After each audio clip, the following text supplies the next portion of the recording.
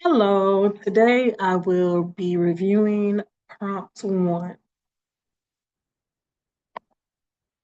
So for prompt one, I chose to integrate two standards, one being a reading standard and one being a science standard.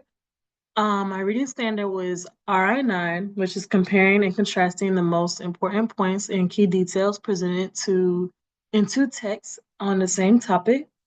And I integrated a science standard of obtaining, evaluating, and communicating information on how fossils provide evidence of past organisms. With that science standard, there are two substandards of constructing an argument from observations of fossils to communicate how to serve as evidence of past organisms and the environments in which they lived, and to develop a model to describe the sequence and conditions required for an organism to be fossilized.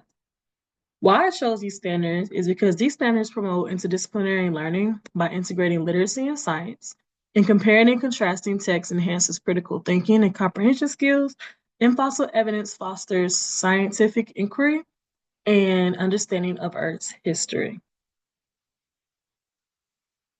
With this standard, you have some content knowledge expectations. Students will learn how to compare and contrast key details on informational texts. They will learn how fossils provide evidence of organisms that lived in the past. They will learn how the impact of weathering and erosion on fossil formation and how to analyze and interpret fossil records and scientific evidence. As far as teacher knowledge requirements, teachers need a deep understanding of informational text structures and how to teach comparative analysis, comparison knowledge of fossil formation, geological processes, and historical environmental changes. Teachers should know strategies to scaffold information for diverse learners and the ability to integrate literacy and science instruction effectively. When scaffolding instruction, that is the same thing as differentiation of instruction. Differentiation is a practice of tailoring instructions to meet the diverse needs of learners by modifying content, process, product, or learning environment. When the different types of differentiation, one being content. Content is adjusting reading levels, providing varied resources. Differentiation of process might be using different instructional methods such as discussion, hands-on activities, or videos. Differentiation of product will be allowing students to demonstrate learning through multiple formats, for example, presentations, reports, or models. And differentiation of learning environment is modifying the classroom setting to enhance focus and collaboration. Pedagogical importance of differentiation is that it supports diverse learning needs and backgrounds. It encourages engagement and achievement for all students. It helps scaffold learning for struggling students while challenging advanced learners. And it fosters a more inclusive learning environment where all students can succeed. Pedagogical content knowledge is the ability to transform subject matter into teachable content that is accessible to students, and understanding both the content and the best ways to present it to students.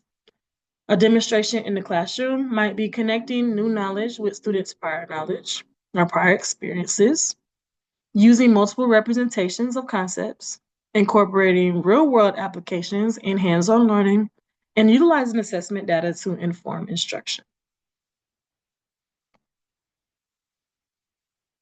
With this standard, I chose two instructional approaches, one being inquiry-based learning, or referred to as IBL. Inquiry-based learning is a student-centered approach that encourages learners to ask questions, investigate concepts, and construct knowledge through exploration. In the classroom, IBL involves hands-on investigations, student-led questioning, and collaborative discussions. Students engage in activities where they analyze fossil evidence, compare different texts, and draw conclusions based on their findings.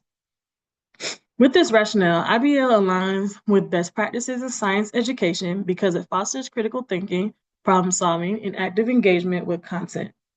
Research shows that when students take ownership of their learning through inquiry, they retain information more effectively and develop a deeper understanding of scientific concepts. With inquiry-based instruction, you have differentiation for diverse learners. Struggling learners receive structured guidance, graphic organizers, and sentence stems to support their inquiry, while advanced learners extend their learning by formulating their own research questions and investigating fossil discoveries beyond the classroom.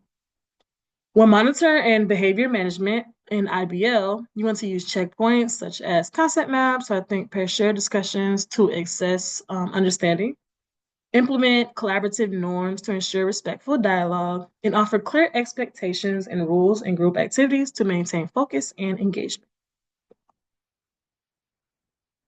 With this instructional approach, in my classroom, students listen to the story Dinosaur Lady, the daring discoveries of Mary Anning by Linda Skeers, and they read a non-fictional article called Fossils and Their Clues. And then they compared the key points about fossil information and their importance in understanding past organisms. So they took facts from each of these resources, and then they asked themselves, how are these facts alike and how are these facts different?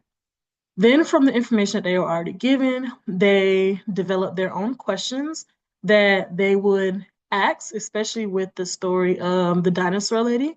They developed questions that they would ask Mary Anning if they were able to.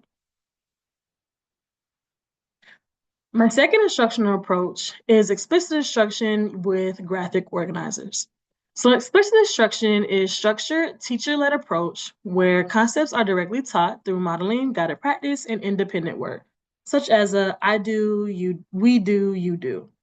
In this approach, students learn to compare texts using graphic organizers such as Venn diagrams and T-charts to highlight similarities and differences in how texts present information on fossils. With rationale, research supports explicit instruction as an effective strategy for building literacy skills, particularly for students who struggle with reading comprehension.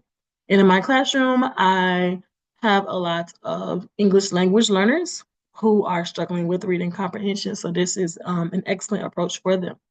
And by breaking down complex concepts in manageable steps, students can systematically analyze text structures and main ideas. When it comes to differentiation for diverse learners, which I said I have a lot of them in my classroom, struggling readers receive highlighted text and sentence starters to support comparison. English language learners benefit from visuals and bilingual resources. And advanced students write a summary essay comparing the text instead of using a graphic organizer. When monitoring and behavior management in the space instruction, frequent formative assessments such as X-Tickets or Think Alouds check for understanding. Engagement strategies like turn and talk or interactive notebooks keep students actively involved, and a clear classroom routines ensure students stay focused during structured activities. In my classroom, when using this approach, I read 2 fossil-related texts, then modeled how to extract key details and compare them using a Venn diagram. Then students worked in pairs to complete their own organizers, reinforcing comprehension. Well, how that looked is I took the time to model to my students how to read and highlight key details in a passage. So I first started with the fossils and dinosaurs, the age of dinosaurs. I read through the passage, and as I read, if I felt that it was a key detail, I highlighted it. And I did the same thing for the fossils and dinosaurs fossils passage. And then I showed them how to compare those details and place them into a Venn diagram. I started off with finding one thing or one fact that was different from each. And then I found one fact that was the same for each that would go in the middle.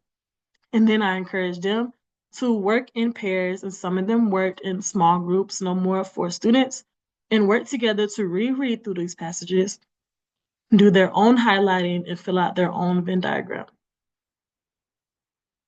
Some strengths and areas of improvement. With inquiry-based learning, some strengths included student engagement and critical thinking. IBL fosters curiosity and active participation. When students investigate fossil evidence by analyzing text and real-world examples, they develop higher-order thinking skills, and research shows that inquiry-driven instruction enhances scientific literacy and retention. Another strength is real-world application. This approach allows students to connect learning to authentic scientific work For example, being able to analyze fossil samples alongside text comparisons makes abstract concepts more tangible. And then also it encourages collaboration.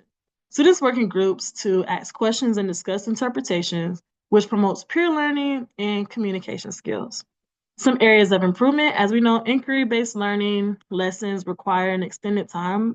Sometimes when it comes to science lessons, and it is hard to get that time to fit them in your schedule, which is why I decided to integrate it with reading because I have that reading block.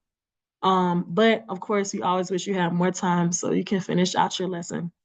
So sometimes the lesson takes the course of a couple of days. But time management requires extended time gives extended time for exploration, discussion, reflection, and which can be challenging with a structured curriculum, as I stated. And then also an area for improvement is the support for struggling learners. So some students may find open-ended inquiry overwhelming. Without structured scaffolds like guided questions or sentence starters, they may struggle to extract meaningful insights. As far as my explicit instruction with graphic organizers, some strengths included structured learning for all students. This approach explicitly teaches text comparison skills, providing clear steps to identify key details. Research supports that explicit instruction as is highly effective strategy for struggling readers.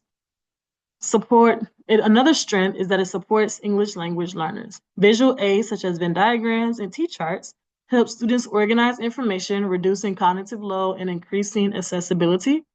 And then it also is efficient in time saving. Compared to IBL, as I stated, explicit instruction provides different explanations, making it more manageable within limited instructional time. Areas of improvement include limited student autonomy. So because explicit instruction follows a structured format, it might not encourage students to independently explore concepts as deeply as IBL. Of course, students have that independent time. However, that independent time is very limited because a lot of that time is modeling and doing it together. Another area of improvement is engagement for advanced learners. So typically your higher achieving students may find that step-by-step instruction is repetitive or it's lacking challenge, or sometimes they might think it's too slow, and acquiring differentiation to extend their learning. So giving those higher achieving students independent research projects to do. Addressing diverse learners. So supporting struggling learners for inquiry-based learning by providing structured scaffolds such as guided inquiry questions and peer collaboration. Struggling students can engage with the material at a more accessible level. For explicit instruction, direct instruction, ensures that students receive step-by-step guidance to break down complex concepts, making learning more manageable. Visual supports like graphic organizers help struggling learners organize and obtain information.